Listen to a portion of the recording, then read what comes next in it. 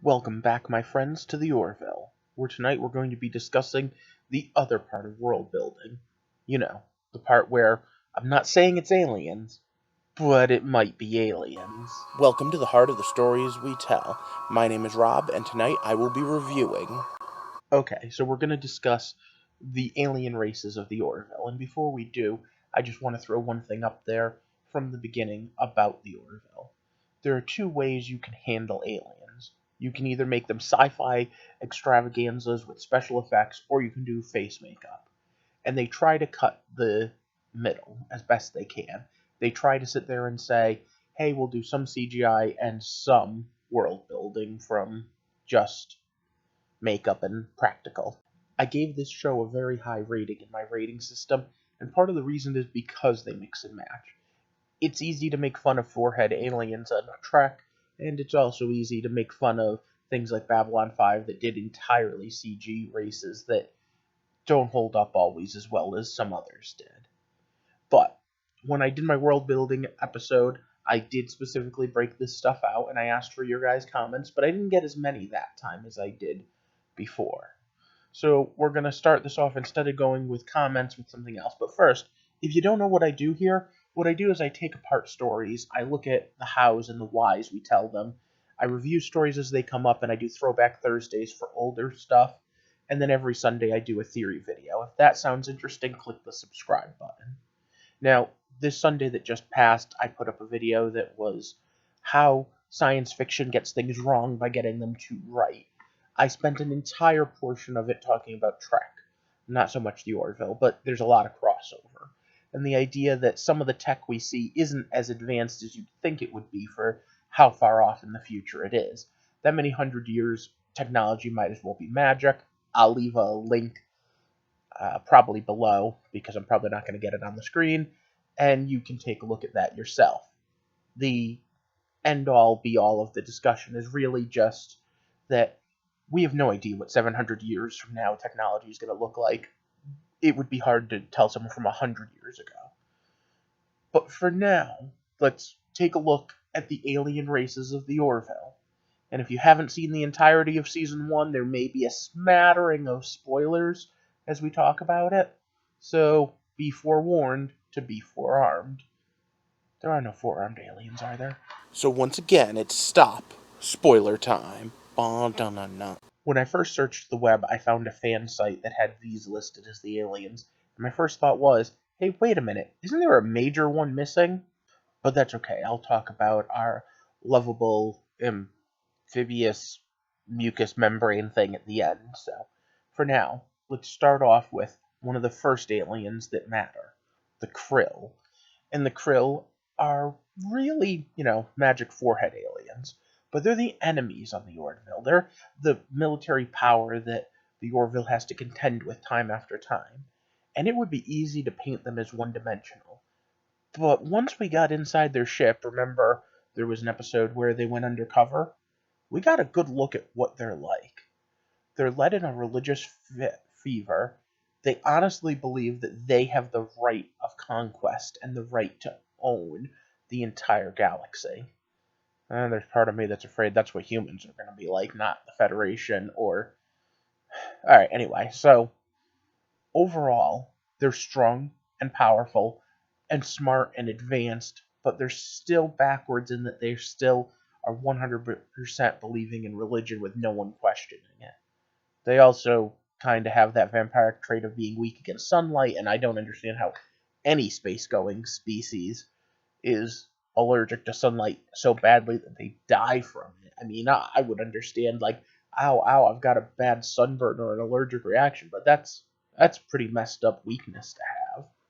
We know their society indoctrinates their young to believe the religion and institutes it directly into their classrooms. We also know that they dehumanize, decrillify all the enemies. They're the epitomation of my concept of the other. The psychological concept that once you dehumanize someone by saying, hey, no, we're all on the same side, the other guy is wrong, it's easier to kill them. And I'm curious to see what they do with them in Season 2. We still need a little bit more to go. However, the next one is one that's on our ship. specifically our first officer. Bortus and his mate are Moklin. The Moklin are a single-gendered race, although they haven't always been. And that's an interesting concept in and of itself, and they did the whole transgender thing for one episode because they have a daughter when everyone's born a male, even though the male-female dichotomy. Okay, anyway. In general, their society is very orderly and very structured. They're set up specifically in such a way as to make everything almost matter of fact, and Bortus becomes the butt of some jokes and also the straight man for others, just because he doesn't understand the more nuanced way that the other crew members talk. All in all, him and his loving companion, his mate, make a pretty interesting set of characters for us to learn about. I'd like to see some more of them, though. And then we have Isaac. Isaac is from a rare race that is very specifically all android, and they're kind of emotionless, but not really. You could see a lot of acting behind every movement Isaac has. Isaac is the strongest on the crew, although that's a very close race with another member. And Isaac's entire purpose is to learn about humanity. Now, it's interesting that they're constructed. I want you to think about that. How did they start? Are they a race that the original race created a robot that created singularity and was able to go off and reproduce on its own, and then it genocided its own creator race? That's the only way it makes sense to me. I can't imagine the evolution of a robotic race any other way. We're told that they're a xenophobic race. There's another race we'll talk about near the end that is too. I find it interesting because Isaac is very, well, to put it bluntly, human. He takes on a caring role and helps out and does everything he can to help the crew. Not very logical, but very emotional at times. But then we have the second strongest, by a very slim margin, Superwoman. Forget a yellow sun, she gets her power from the fact that her gravity world is much higher than ours, which gives her super strength, limited form of invulnerability, and the ability to leap tall buildings far distances, but whatever. She's our head of security, and we find out that the Zalen don't often join the fleet. And at first I disregarded that as, okay, whatever, that's just an excuse why we don't have whole security teams of Superwoman here. But if you think about it, and especially in the episode that focused on her and her getting a call from her parents, they're a very academic race. These guys are the Vulcans. They even say, and remember, she is no slouch. She's pretty smart and quick. But they say, hey, we know you're slow. That means they're probably a very intellectual race. And they've long since outgrown violence. Good thing, because, Krypton has a bad history of being aggressors, and I wouldn't want to fight an army of Supermen. Okay, so now that we've talked about the sexiest, let's talk about the only one that's actually had sex. Alright, everyone's favorite slime ball. Yaphas is what I mean when I say that they take some chances. Let's be honest. This is a pure CGI creature, and it's a type of life form that you really need to think about and has some real serious consequences.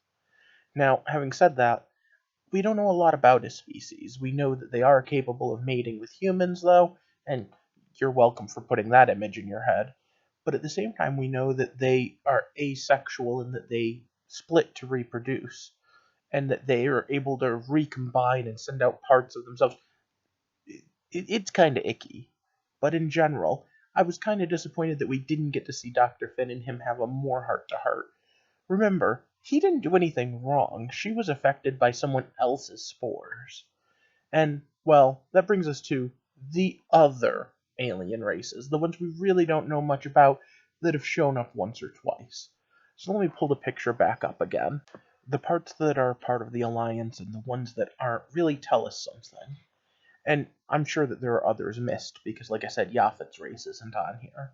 But at the same time, what little bits we've learned about the krill, about individual members of these species, the fact that there's a race out there that was able to be blindsided by reality TV because they like just staring at weird things in zoos, the fact that there's a race that's basically a date rape drug waiting to happen, the fact that these two races here happen to actually be splinters of the same race.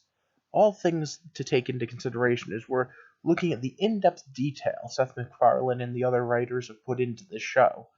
And I wonder, in their series Bible, how much they have planned out for each of these races. What do you think? Do you think that they have it all planned, or do you think they're just quickly right now running out around trying to figure out what to do next? I'd love to hear your opinions on that, or if you want to leave an opinion on the technology thing. As for what comes next, I'm going to ask you that too. What would you like to see as my next The Orville video? Probably not next week, but the week after. I'm going to try to make this an every other week thing. But for now, like every week, I'm going to ask you to hit that thumbs up, share this video, and of course subscribe if you haven't already. What I really want to do here is build a whole community out, one where we can talk about all sorts of things back and forth. In fact, what I'd really like to do is have everyone post questions and thoughts, and then I'll respond to them, and then from there come up with ideas for future videos. But we'll see what happens. For now, this was the Aliens of the Orville, and I'd like to thank you for walking with me through the heart of the stories we tell. Have a good night.